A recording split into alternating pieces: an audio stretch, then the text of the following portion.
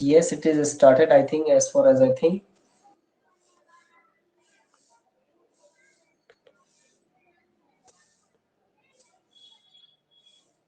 Great. So we have started it again. And right now I'm just going to start my screen sharing with you. And this is the very important part of our class. Please wait for this lovely class, gentlemen. And today we will discuss all about your dares. How daring you are. We will all discuss all about this. आप कितने बहादुर हैं, आप कितने brave हैं, आप कितने honest हैं, इन सभी चीजों पे आज हम आपसे टॉपिक पे बात करेंगे.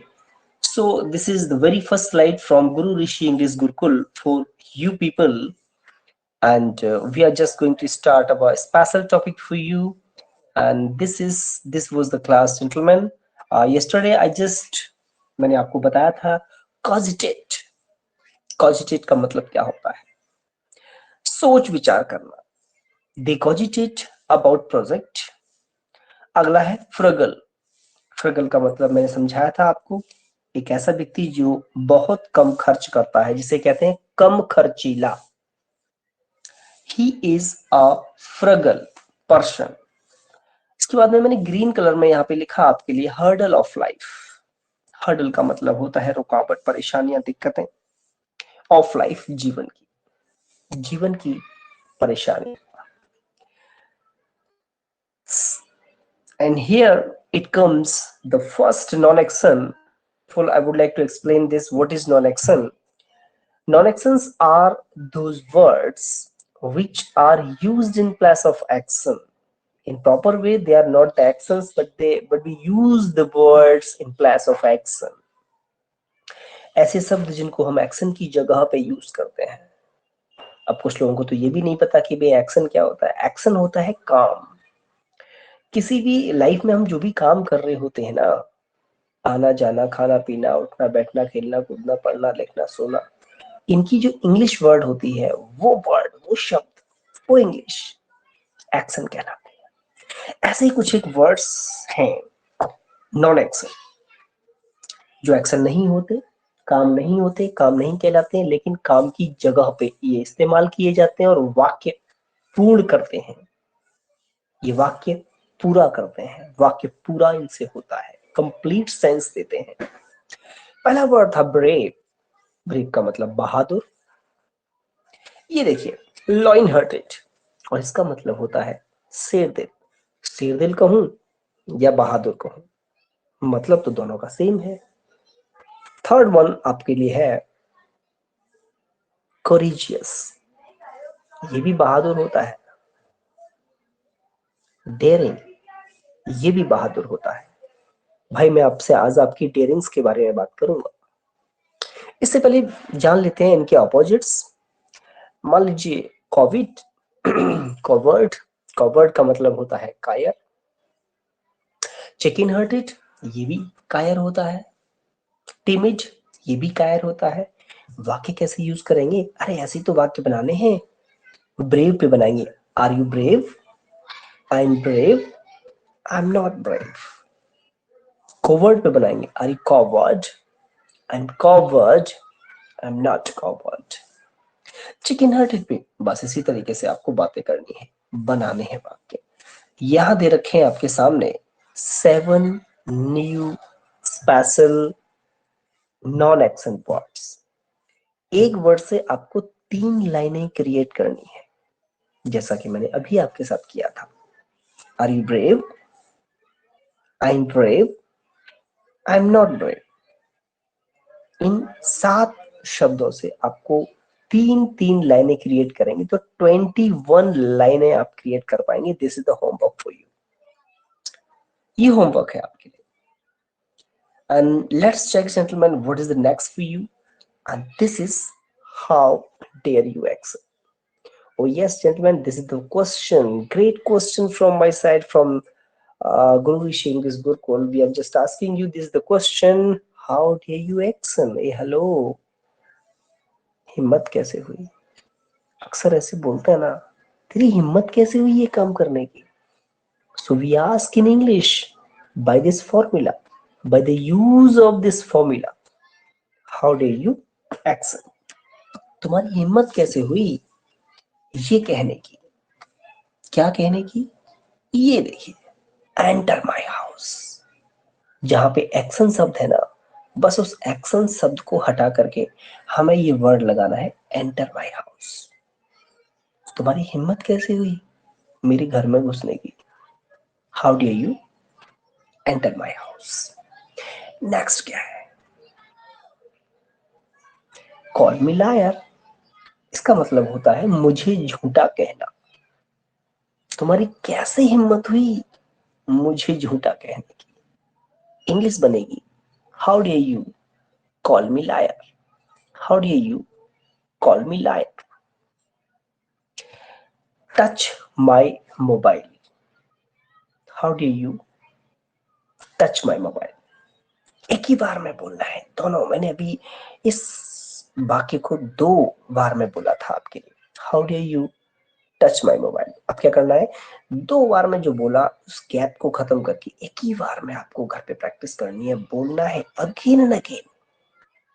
मेरे द्वारा बताए गए किसी भी वाक्य को यदि आप दोबारा दोबारा अगेन एंड अगेन प्रैक्टिस करते हैं, so gentlemen, definitely you can be succeed, definitely you can be fluent in your life.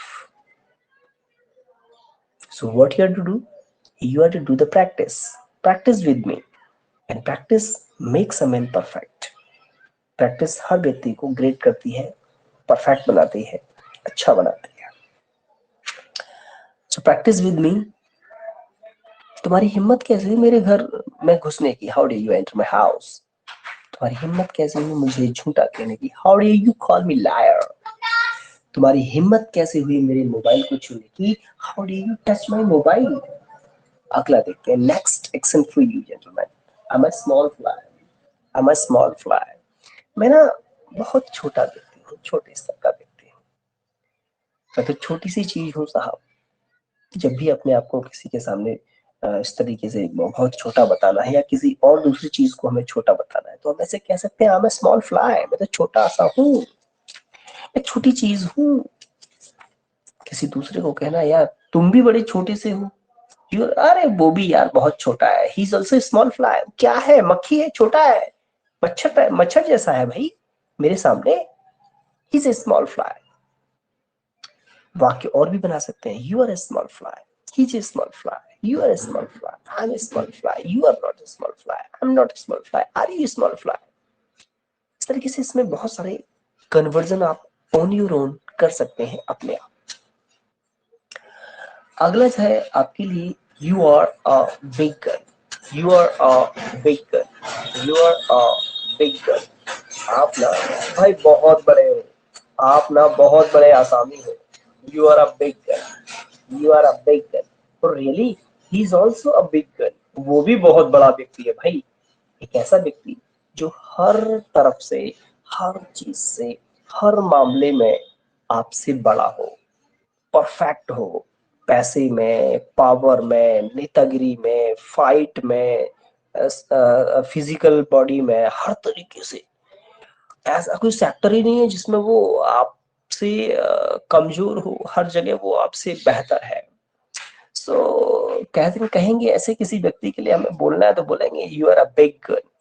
अरे भाई तुम तो ना बहुत बड़ी चीज हो, बहुत पहुंची हुई चीज हो। इंग्लिश में कहेंगे, you are a big girl. You are a big gun. भाई किसी को भी कह सकते हैं, you are a big gun, he is a big girl, I am a big gun, she is a big gun, Ravi is a big gun, Rachna is a big gun. कुछ भी, हम किसी का भी नाम लगा सकते हैं। Got it. तो स्मॉल फ्राई और बिग गन, इन दोनों का इस्तेमाल आप एज एन नॉन एक्शन कर सकते हैं। आगे बढ़ते हैं जेंटलमैन। और ऊपर बात की थी मैंने अभी आपसे, हिम्मत कैसे हुई तुम्हारी इस काम को करने की? हाउ डू यू, तो इस पे हम बहुत सारे वाक्य बना सकते हैं। तुम्हारी हिम्मत कैसे हुई मुझे झूठा कहने की, तुम्हारी हिम्मत कैसे हुई मेरे लैपटॉप को टच करने की, तुम्हारा हिम्मत कैसे हुई कि मेरे कोर्स को सेल आउट करने का, या किसी भी कुछ भी मेरे लैपटॉप को टच करने का। How do you touch my laptop, how do you touch my mobile, how day you touch my marker, whatever gentlemen, my book. And let's check what is the next for you in the next slide. अगली slide में देखते हैं आपके लिए क्या special है। And this is the very first for you gentleman, I dare you action. ये hello gentleman, I dare you action. I dare you action का यूज कहाँ होगा? मैं I dare you to action, मैं आपको ये वो अक्सर ऐसे बोलते हैं ना, मैं शर्त लगाता हूं तू ये काम कर नहीं सकता। I dare you to action, बिल्कुल कहता हूँ भाई साहब ये तू कर ही नहीं सकता। क्या नहीं कर सकता? Ride roller coaster. ये रोलर कोस्टर जानते हो क्या? मनीषा, आज का सेशन, आज का पहला वाक्य और पहला वर्ड, पहला न्यू एक्शन है आपके लिए, ride roller coaster. Roller coaster एक बहुत बड़ा झूला होता है, बहुत बड़ा, जो शायद आपने अभी देखा नहीं होगा, लेकिन आज आप इसका इमेज, रोलर कोस्टर का इमेज, और इंटरनेट के माध्यम से आप सर्च करने की कोशिश करें तो आपको पता चल जाएगा कितना बड़ा झूला होता है। ये विदेशों में ही होते हैं, इंडिया में तो शायद ही हो रोलर कोस्टर। वैसे होंगे इंडिया में, ऐसी कोई चीज नहीं है, लेकिन फिर भी अनुमानित से हम बता रहे हैं आपको। मे बी मोस्टली ये फॉरेन में होते हैं, बड़े बड़े पार्क्स होते हैं, तो उन पार्कों में रोलर कोस्टर मिलते हैं। और चलिए देखते हैं। So I to action, I dare you to action की जगह पे राइड रोलर कोस्टर। मैं बिल्कुल, अगला देखिएगा, I dare you to do bungee jumping. ये बंजी जंपिंग के लिए मैं आपको डेयर कर रहा हूँ कि तुम नहीं कर सकते यार, ये काम आप नहीं कर सकते, this is not your work, you can't do this, you can't do. I dare you to do bungee jumping. Bungee jumping, bungee jumping होता है पहाड़ों पे, जहाँ पे ऊपर एक बहुत ऊंचाई पे जाकर के, और वहां से आपको छलांग लगानी होती है। आपको पूरा कवर किया जाता है, ऊपर रस्सी वगैरह बंधी हुई होती है, सब कुछ होता है, और पीछे से या तो आप खुद कूद जाइए, नहीं तो आपको जो आपको जंप कराने वाला होगा वो आपको धक्का देगा। और फिर जब वहां से गिरते हैं ना, तो वो जो आनंद आता है गिरने में, एकदम अपने आप को नीचे तक ले जाना, बहुत दूर तक, वो रस्सी बहुत मजबूत होती है, बहुत दूर तक आपको घाटी में, पूरी घाटी का आप आनंद लेते हैं। गिरने में तो थोड़ा सा डर लगता है, बट एक बार जब आप नीचे, जब वो रस्सी जब ऐसे मूव करती है ना, तो दैट टाइम आप अपने आप को फील करते हो कि yes, I am something special. तो वो भी एक लाइक अ झूला, बंजी जंपिंग, लेकिन उसको कूदने में ना बस वहीं पे प्रॉब्लम होती है। नेक्स्ट इज में touch naked wire. I dare you to ex, क्या तुम्हें हिम्मत है? हम इसको ऐसे कहें, क्या तुम्हें हिम्मत है? देखो कल बताया था ना मैंने, बिजली के नंगी तारों को पकड़ना। टच नेक्ड वायर लिखा है ना, टच नेक्ड वायर। आपके मोबाइल स्क्रीन पे इस समय की स्क्रीन एक एक्शन दिखाई दे रहा होगा, टच नेक्ड वायर। क्या तुम्हें हिम्मत है बिजली के नंगे तारों को पकड़ने की? डू यू डेयर, अब इसको क्वेश्चन कैसे बनेगा? Do you dare to touch the naked electric wire? ऐसे ही, कि तुम्हें हिम्मत है रोलर कोस्टर चलाने का? Do you dare to ride roller coaster? Do you dare to do bungee bungee jumping? Do you dare to touch naked electric wire? पहले action की तरफ बढ़ते हैं, और यहां हम बात करेंगे आपसे क्वेश्चन कैसे बनेगा। ऐसे ही तो बनेगा, do you dare to ride roller coaster? हाँ मेरे को हिम्मत है, yes I can do this, तो मैं कहूंगा yes I dare to ride roller coaster, yes I dare to ride roller coaster. तो मनीषा, आप मेरी बात समझ गए होंगे कि आज हम आपसे क्या चाहते हैं। बाकी सभी विद्यार्थी जो भी हैं, आज हम चाहते हैं आप रोलर कोस्टर को, बंजी जंपिंग, टफ नेक इलेक्ट्रिक वायर, ये तीन जो बेहतरीन एक्शन दिए हुए हैं, इनको किस तरीके से इस्तेमाल करेंगे। जैसा कि मैंने बोला, पहले क्वेश्चन बनाएंगे do you dare to action पे, फिर आंसर में आई डेयर टू एक्शन, तीसरी लाइन में I don't dare to action. तो ये तीनों लाइनें आप लिख लीजिए, do you dare to action, I dare to action, I don't dare to action. पहली line do you dare to action, यहां पे एक्शन वाली जगह पे आपको एक्शन हटा के राइड रोलर कोस्टर यूज करना है, तो वाक्य बन जाएगा do you dare to ride roller coaster. हाँ मेरे को हिम्मत है, yes I dare to ride roller coaster. तीसरी लाइन में I don't dare to ride roller coaster. ऐसे ही दूसरे एक्शन में बनाएंगे do you dare to do bungee jumping, yes I dare to do bungee jumping, no I don't dare to do bungee jumping. Do you dare to touch necked wire, yes I dare to touch necked wire। गलती से भी मत बोलना ऐसा, क्योंकि अगर आपने ऐसा बोल दिया कि हाँ मेरे अंदर हिम्मत है, मैं वायर को टच कर सकता हूं, तो जेंटलमैन अगर उसने बोला कि यस डू इट, करिए, if you will try to touch the neck electric wire, definitely gentlemen it may be very dangerous for you, it may harm you, even बहुत कुछ आपके साथ हो सकता है, मिस हैपनिंग हो सकती है। Touch neck electric wire, so Manisha can you speak, क्या आप बोल सकते हैं राइड रोलर कोस्टर पे ये तीन लाइनें जरा बोल के दिखाइए।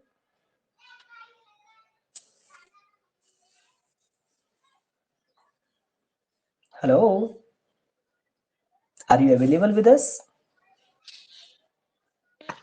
Hello, excuse sir. Me, yes, Am I audible? oh yeah, definitely I'm getting you. Please repeat the three sentences with ride the roller coaster. Okay, sir. Yes, please. Do Do you dare ride roller coaster? Sorry, do Roller you coaster. dare to? Do you dare to ride roller coaster? Do you dare to ride roller coaster? Yes. Next. I Say, I dare to. I dare to ride roller coaster. मना I करिए don't I don't I don't dare to to। ride roller coaster. बहुत ठीक, शानदार। चलिए अब bungee jumping पे आपको घर पे प्रैक्टिस करनी है, टच नेक्ड वायर पे घर पे आपको प्रैक्टिस करनी है। इसी तरीके से आगे देखते हैं अगला एक्शन आपके लिए क्या है। Oh my god, this is the very special action for you. Yes, Manisha, and today I will discuss you something interesting story all about the ghost. You know, ghost. What I said? Ghost. Hello, I'm talking about the ghost, मतलब भूत। आज ना ये जो action दे रखा है, go to graveyard alone at midnight। क्या हिम्मत है आपके अंदर रात के 12 बजे ग्रेवयार्ड में जाने की? ये ग्रेवयार्ड क्या होता है? ग्रेवयार्ड कहते हैं कब्रिस्तान। अब ये कब्रिस्तान क्या होता है? एक ऐसी जगह जहां पे मुस्लिम लोगों को मरने के बाद दफनाया जाता है, ब्यूरिड किया जाता है, दफनाया जाता है, उस जगह को हम लोग कब्रिस्तान कहते हैं। और वहां पे जाना इज इट पॉसिबल? हिम्मत है आपको जाने की, वो भी रात को 12 बजे? Oh my god, it's not possible. I am really not daring about that. I can't think, सोच भी नहीं सकता बॉस। लेकिन हिंदुस्तान में ऐसे ऐसे लोग भी हैं। सच्ची बात बता रहा हूँ। एक बार की क्या हुआ, ऐसे ही दो फ्रेंड थे। बोले जा सकता है? बोला हाँ जा सकता हूँ, बिल्कुल जा सकता हूँ। और वो चला गया। बंदा बिंदास था, बिल्कुल चला गया। कहाँ? वहीं ग्रेवयार्ड में। ग्रेवयार्ड में जब वो गया तो वहां पे बहुत सारी कब्रें थी। रात बहुत अंधेरी थी।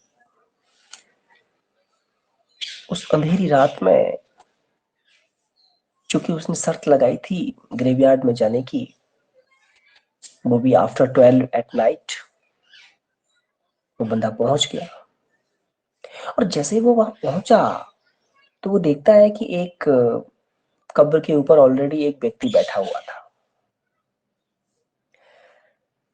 वो भी वहां वहां से घर से वहां तक पहुंचते पहुंचते थोड़ा सा थक गया था और उसी के साइड में जाकर के बैठ गया।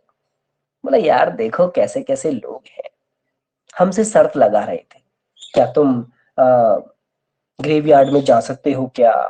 तो ये लो, मैं यहाँ पे आ भी गया और मुझे कंपनी देने के लिए मुझसे पहले कोई एक व्यक्ति ऑलरेडी यहाँ बैठा हुआ है। वो ऐसा सोच ही रहा था। उसने वो साइड में जो ऑलरेडी व्यक्ति जो बैठा हुआ था उससे परिचय करना चाहा, समय काटना चाहा, बातचीत करना चाहा और उनसे पूछा, और भाई साहब आप कितनी देर से यहाँ बैठे हैं? तो वो भाई साहब का जवाब था, भाई अंदर थोड़ी सी गर्मी लग रही थी इसलिए मैं ऊपर आके बैठ गया हूँ। ओ माय गॉड मनीषा, क्या हाल हुआ होगा उसका, Babita, Manisha, whatever whoever you are listening me. अब समझो उसने क्या कहा, अंदर मुझे गर्मी लग रही थी, कब्र के अंदर मुझे गर्मी लग रही थी इसलिए मैं बाहर आके बैठ गया। उसके बाद उस व्यक्ति की क्या कंडीशन हुई होगी, क्या दशा हुई होगी? क्या वो भागने की स्थिति में रहा होगा? I don't know. डर लगा होगा सर। निश्चित डेफिनेटली उसे बहुत ज्यादा डर लगा होगा। सो मैंने कहा ना, today I am going to tell you all about the stories about your darings. So this is also daring, और बहुत सारी स्टोरीज में अभी सुनाना बाकी है। All the other stories I will also discuss with you in the next program. And today you are just to create the sentences like this. आज आपको कुछ ऐसे वाक्य बनाने हैं मेरी तरह, बनाइए। Do you dare to go to graveyard alone at midnight? Manisha एक ही बार में ये वाक्य बोलना है। Do you dare to go to graveyard at midnight alone? बोलो फटाफट से।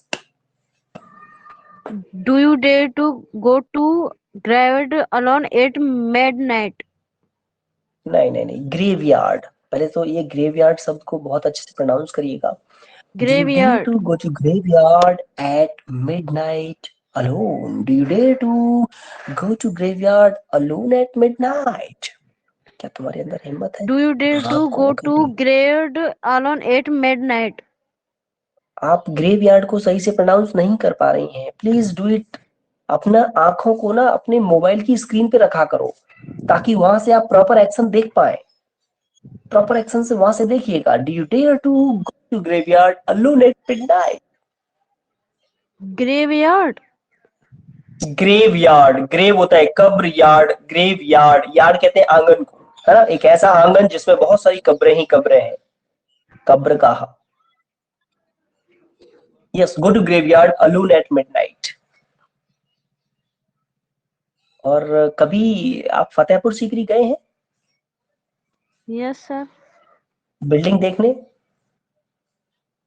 तो क्या Yes, आपने sir. वहां पे बहुत सारी कब्र, क्या आपने वहां पे बहुत सारी कब्रें नहीं देखी? देखिए sir, I have seen. Yeah, you have seen. Actually, yesterday I went to Fatehpur Sikri and मतलब काम था पर्सनली, डॉक्टर को दिखाने गए थे, साथ में थोड़ा टाइम बचा तो फिर बच्चे बोले पापा हमें दिखा के लाओ, तो चंदन वी वर्मा वेंट होगा देयर। सर। चंदन वर्मा नहीं है, one doctor is Keshav, I okay think sir. Keshav is the name of that, Raj dental करके है। वी वेंट देयर, वहां गए। तो कल yesterday so many times I have also visited that place, कई बार मैंने उस फतेहपुर सीकरी को देखा है, but especially yesterday when we went over there, so my kids also requested me, daddy just go there and let's see what is over there, so let's go, no problem, we are here। so हम सब लोग वहां गए, we just find over there, देखा, बुलंद दरवाजे से हम लोगों ने एंट्री किया। थोड़ा सा अंदर जाते हैं तो वहां सामने ही चिश्ती साहब की दरगाह है। दरगाह के राइट और लेफ्ट साइड में, पीछे की साइड में, right side and left side में, दोनों ही साइड्स में बहुत सारी कब्रें हैं वहां पे। दिन रात 24 घंटे लोग उन कब्रों के आसपास घूमते हैं, but no problem to anybody, they don't harm to anybody. And the guide was telling us, guide ने हमें बताया कि यस, जो शाही फैमिली है, अगर आज भी उसमें से किसी की डेथ होती है तो आज भी उनको यहीं पे ब्यूरिड किया जाता है, लोग उसको देखने जाते हैं। It's good. And you know what is there in Taj Mahal? Taj Mahal में क्या है? ताजमहल में तो यही है। ताजमहल में भी तो शाहजहां की जो कब्र है और उसकी जो बेगम थी मुमताज, उन दोनों का कब्र है। ए हेलो, कब्र को देखने जाते हैं दुनिया, सात समंदर पार से विदेशों से लोग देखने आते हैं और टिकट लगता है साहब। ऐसे ही एक जगह है आगरा में, सिकंदरा। सिकंदरा में भी क्या है, अकबर का पूरा फैमिली, अकबर ने अपने जीवन काल में जीते जी अपने मरने के बाद का इंतजाम कर दिया था। बेहतरीन बिल्डिंग उसने पहले ही बनवा दी थी, उसे पता था आई एम नॉट इमॉर्टल, मैं अमर नहीं हूं, आई एम मॉर्टल, मैं, मुझे भी मरना है, और मरना है तो फिर मुझे दफनाना होगा लोगों को, लोग मुझे दफनाएंगे। तो उसने पहले से ही अपने लिए जगह बना दी। कभी अगर फतेह उधर सिकंदरा जाने का समय मिले तो देख के आना, हम भी 2-3 बार हम गए हैं वहां। उसने अपने आप को, अकबर ने अपने आप को बीच में रखा और अपने चारों तरफ अपनी फैमिली का पूरा प्लांट खड़ा कर दिया। प्लांट का मतलब है कि सबका पहले से ही निर्धारित कर दिया, इस जगह पे मेरी इस बेगम की कब्र होगी, इस जगह पे इस बेगम की होगी, इस जगह पे इस बेगम की होगी, इस बेटे की होगी, उसके इस बेटे की होगी, उसके इस बेटे की, इस बेटी की, सबका उसने पहले से फैमिली ट्री बना के तैयार करा और सबको उसी हिसाब से वहां पे ब्यूरिट किया गया, फतेहपुर उसमें, सिकंदरा में। सो कोई नहीं जेंटलमैन, ग्रेव यार्ड की बात आ गई थी तो बहुत सारे ग्रेप्स के बारे में बता दिया कि ताजमहल में भी ग्रेप्स हैं और फतेहपुर सीकरी में बहुत सारी ग्रेप्स हैं, और यहाँ सिकंदरा में भी बहुत सारी कब्रें हैं। और कब्रों वाली एक छोटी सी स्टोरी मैंने आपके साथ शेयर की थी। एक बार दो लोग, दो फ्रेंड, जिन्होंने शर्त लगाई थी और उस शर्त के बतौर वो ग्रेवयार्ड में चला गया और उसे ऑलरेडी वहां पे मिला था, क्या हालत हुई होगी।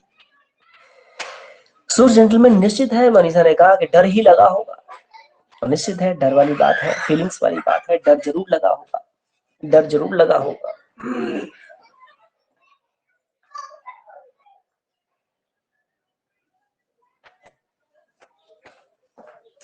सो डियर्स, डर, डर की और कहानी आगे आने वाले एपिसोड्स में, आगे आने वाली क्लासेस में मैं आपके साथ शेयर करूंगा। लेकिन आज आपको नहीं डरना है, आज आपको प्रैक्टिस करनी है। Today you are to make a lots of the practice with you, with you. अपने आप करिए, ऑन योर ऑन करिएगा। कैसे बोलना है? Do you dare to go to graveyard alone at midnight? हिम्मत है आपको रात के 12 बजे ग्रेवयार्ड में जाने की, उस कब्रगाह में जाने की जहाँ के नजदीक से भी अगर लोग गुजरते हैं तो लोगों को कहते हैं कि भूत लग गया, चुड़ैल आ गई, तो ऐसी बहुत सारी आत्माएं। डरने डराने की इस प्रक्रम में बस आपको प्रैक्टिस करना है। Practice makes a man perfect. आगे आने वाली सीरीज में आगे की बेहतरीन स्टोरीज को मैं आपके साथ शेयर करूंगा। Gentleman, next section for you, answer back your father. कैसे क्वेश्चंस बनेंगे? क्या तुम्हें हिम्मत है पापा को आंसर बैक करने का? आंसर बैक करना होता है कि पापा को जवाब दे देना, तुरंत जवाब पे जवाब, जवाब पे जवाब, जवाब पे जवाब, जवाब पे जवाब, जबकि गलती आपने की है। गलती आपकी है and you are just replying your daddy again and again. क्या हिम्मत है पापा को ऐसे रिप्लाई करने का? Do you dare to answer back your father? Do you dare to answer back your father? Yes, अगर है तो आप कहेंगे yes, I dare to answer back my father. और अगर नहीं है, no sir, no, I don't, I don't dare to answer back my father. मुझे हिम्मत बिल्कुल नहीं है मेरे पापा को जवाब देने की। और दुनिया में ये तीन ही लोग तो हैं जो आपका अपना भला चाहते हैं, आपकी मॉम, आपके डैड और आपके teachers. So always follow your teachers, mom and dad, and never do any kind of the argument with your mom, dad and teacher. कभी भी अपने टीचर्स और मॉम डैड से आर्ग्यूमेंट मत करिए, उन्हें आंसर बैक मत करिए। कितनी अपनी पूरी जिंदगी आपके लिए लगा देते हैं। डैडी कितनी हार्ड वर्क करते हैं, उस हार्ड वर्क से कमाए हुए उस हार्ड पैसे से आपके लिए कंफर्ट खरीदते हैं, आराम खरीदते हैं। कितना भी हार्ड वर्क करके वो पैसा कमा के, कुछ भी करके, बट आपकी जरूरतों को पूरा करते हैं। एजुकेशन की फीस भरते हैं, अच्छे कपड़े दिलाते हैं, बेहतर से बेहतर एजुकेशन, बेहतर से बेहतर काम, आपकी लाइफ को आसान बनाने के लिए एक बाप, एक पिता अपनी जिंदगी दांव पर लगा देते हैं। ऐसे पिता और ऐसी उस माँ को जिसने आपके जन्म के समय हुए प्रसव में कितना दर्द सहा होगा। कहा जाता है 200 हड्डियों को एक साथ तोड़ने के बराबर दर्द होता है, उसको भी सहन किया। आप आए जिंदगी में, वो बहुत खुश हुए, और उसी दिन से माँ बाप आपके लिए क्या लगाते हैं? उम्मीद लगाते हैं, एक होप। वो एक हिंदी फीचर फिल्म में एक सॉन्ग है ना, मेरा बेटा बड़ा हो कि मेरा बेटा, पापा कहते हैं राजा बनेगा, कुछ ऐसे ही, मेरे को अभी एग्जैक्ट याद नहीं आ रहा। पापा कहते हैं मेरा बेटा कुछ ऐसे ही बनेगा, ना ऐसे एग्जैक्टली नाम करेगा। मेरा, हाँ मेरा बेटा नाम करेगा, मेरा बेटा नाम करेगा, हाँ कुछ ऐसा ही है, मेरा बेटा नाम करेगा। बहुत बढ़िया, वही सारी चीजें। तो बस नाम करने पे ध्यान दो, अपना एजुकेशन को बेस्ट करने की कोशिश करो, अपना हार्ड वर्क करो, डेडिकेशन दो, समर्पित भाव से लग जाओ, शिद्दत दो, सफलता आपके कदम चूमेगी। अभी आपका काम सिर्फ पढ़ाई करने का है। So do the best of your hard work. Hard work बहुत ज्यादा बेस्ट करिएगा, ज्यादा हार्ड वर्क करिएगा, definitely you will get achieve your goals. So answer back your father. मैं अपने पापा को आंसर बैक नहीं कर सकता, आई कांट। क्या तुम्हें हिम्मत है? Do you dare to answer back your father? No, I don't dare to answer back my father. और किसी को होनी भी नहीं चाहिए, करना भी नहीं चाहिए answer back. And let's find what is the next action for you. सभी एक्शंस अपने आप लिखते जाइएगा, ठीक है? और देखिए आज का last action for you, last काम। Sorry to cut you short, माफ कीजिए, यूं आपको बीच बीच में रोक दिया।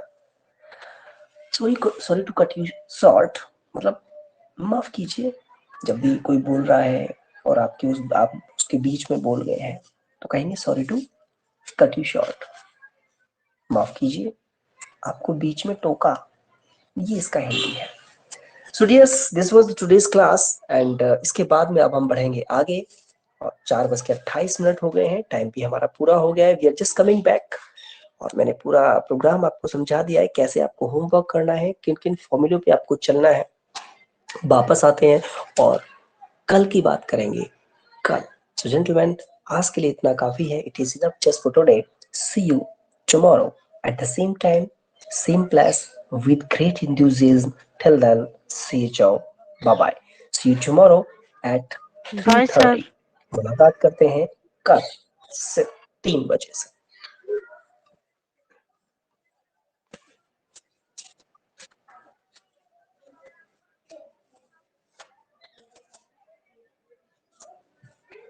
ओके।